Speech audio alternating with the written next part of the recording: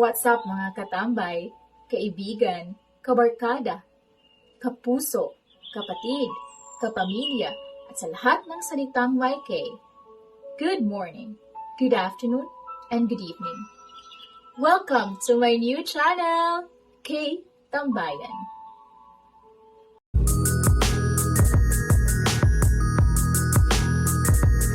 For those of you who don't know me yet, my name is Krisha, and I'm currently residing here in Brampton, Ontario, Canada. I am so thrilled, yet so nervous, to do my first ever vlog in this channel, as I will be discussing an interesting topic for most of our viewers locally and internationally. Most of my friends were asking me similar questions, like, how did I process my Canadian student visa application? How long does it take to get approved? What are the necessary documents and credentials needed in order to be eligible? Did I do it on my own, or did I ask help from any consultancy firms? Because of these questions, I saw an opportunity to share with you my personal experiences by doing this vlog, which I titled Steps in Canadian Student Visa Application. If you are interested and planning to apply in the future, please stay tuned and watch the video until the end. If you do have any questions about this vlog, please comment down below.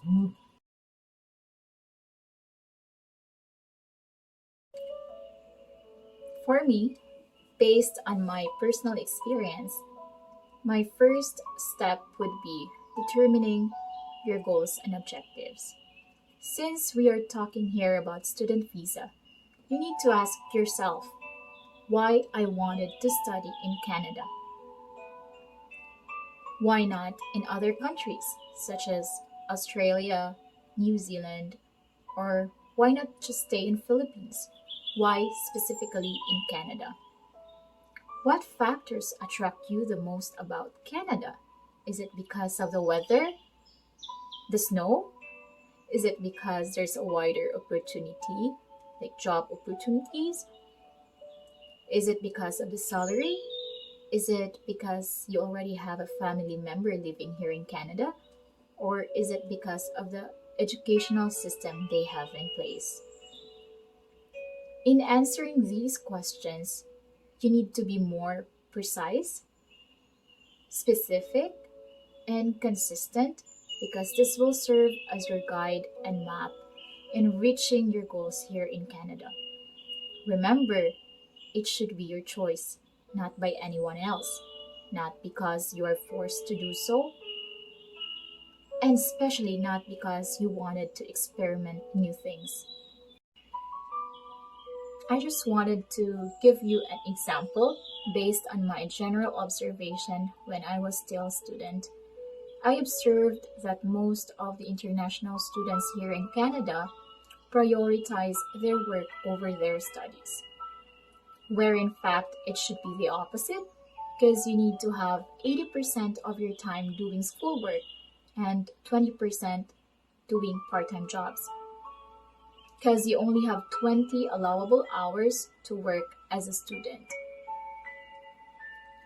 Also, I understand why they did such things, because it's really hard if you're only living here alone without your family, because you pay all the expenses you have, from food, rent, transportation, and other miscellaneous like clothing, and it's not that easy, honestly.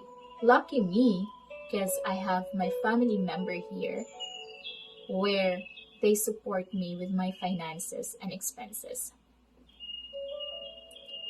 So, you who's planning to come here as a student, just think about it.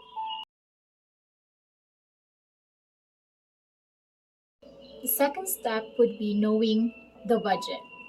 For others, determining the budget is their main concern and their priority. As we all know, Canadian student visa application entails a big amount of money, and that is why a lot of you wanted to apply directly for working visa or immigrancy visa rather than student visa. Knowing the budget will help you decide whether you do it on your own or you ask help to any consultancy firms. You need also to weigh the pros and cons between each options. That is why I will be giving you an example of the advantages and disadvantages between DIY and agency based on my personal experiences. The advantages of do it your own process is that it is cheaper because you don't have to pay the labor. You don't have to pay for the processing fees, right? So it's more cheaper. The second advantage is that there's no deadline because you know yourself when to submit and when to file, or it's up to you if you wanted to file early or you wanted to file late. And lastly, it is accessible because you can just do it online. Just have to research and then comply your documents and be prepared. However, the disadvantages of DIY are its bigger chance of rejection. Why? Because you don't have the knowledge. You don't have the enough knowledge. Research is not enough. You should have the experience, no, in filing application. So sometimes if you do it on your own, there's a chance that your information or your documents are inaccurate and incomplete. So the visa officer will reject your application. On the other hand, when we talk about agency, the advantages are they have the broader knowledge of filing the application. Why? Because they have a lot of experiences naman. So they already have a lot of clients and they already built a connection between the embassy. Though not really nakaila na dyan sila, but they already have a name or a brand name. And then secondly, what else? They already know the rules and regulations of the processes. So they know how to process na the documents, what are the checklists, and it's easier for them not to submit your application. And then lastly, the documents that they will be submitting to the embassy is surely accurate and complete. Though sometimes na yung mga additional documents, however, it's just like minor changes na lang. And they can also provide a wider options during assessment. So in regards to your courses that you wanted to take or the school that you wanted to go and a lot more. The disadvantages lang is that it's expensive because you're paying the labor, you're paying the processing fees, and other mga bayro nun. And also, there's a deadline to meet because, they wanted to make sure that your documents or your application will get approved. That's why they wanted to give you deadline on when to submit your documents because it's not easy. There's a lot of papers to prepare and you have a lot of documents to comply.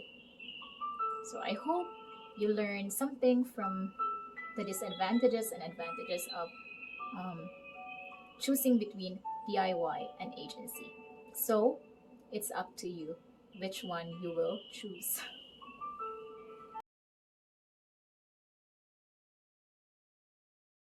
Moving on with our third step, it would be taking an English language proficiency test, which is IELTS. If you're filing for a student visa, IELTS is necessary because it will assess your English language abilities, and if ever you pass the exam, you will receive a certification that is recognized and accepted by thousands of colleges and universities around the globe. Some of us are scared to take the IELTS exam because there are times that we are not confident and comfortable taking English language tests. It stresses us out and it loses the ability of thinking clearly, especially when we are in the actual examination room already. To avoid this situation, you can enroll in different IELTS test review centers, and they will teach you the following techniques on how to answer IELTS questions. IELTS is divided into 4 categories: listening, reading, writing, and speaking. In each section, you need to score at least 7. 7 for reading, 7 for writing, 7 for listening, and 7 for speaking. Yes, 7 is reasonable, except for 1, which I had difficulty or which I struggled the most during my IELTS test. It's the writing. Writing is too complicated.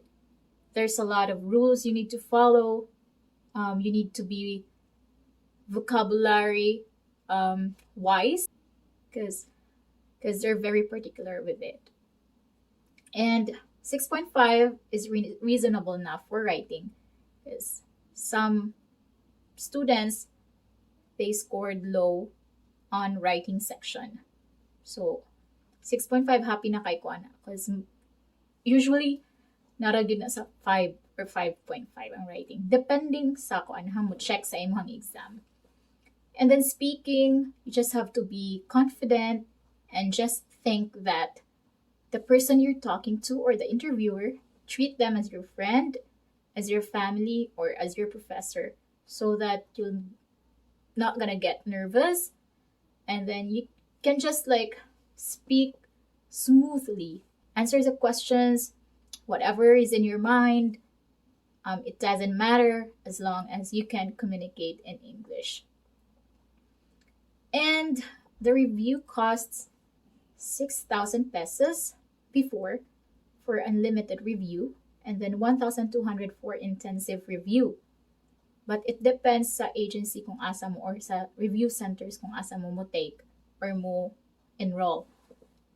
And then the certification is valid for 2 years, and you need to have a general average of 6.5 to 7 in order to be accepted in any Canadian institutions or universities.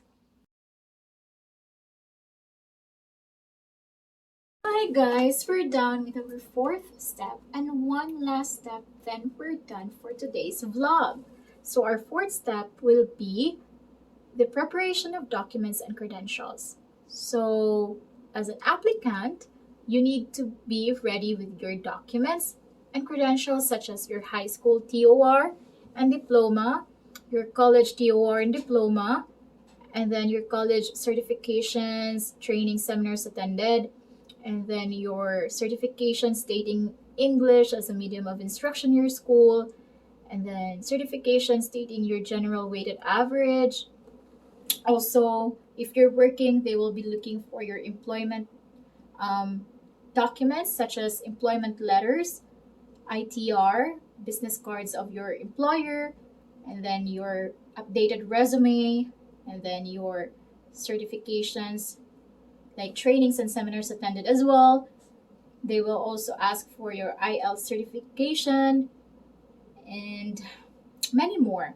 So it depends sa agency if asa mo nagpa-assess. And you just have to be ready and comply your documents ahead of time, because there are times na if you're gonna request it from your school, it will take how many months pa before nimo makuha. So try to do it as early as you can so that if it's needed, then you can submit it directly and there's no more delays.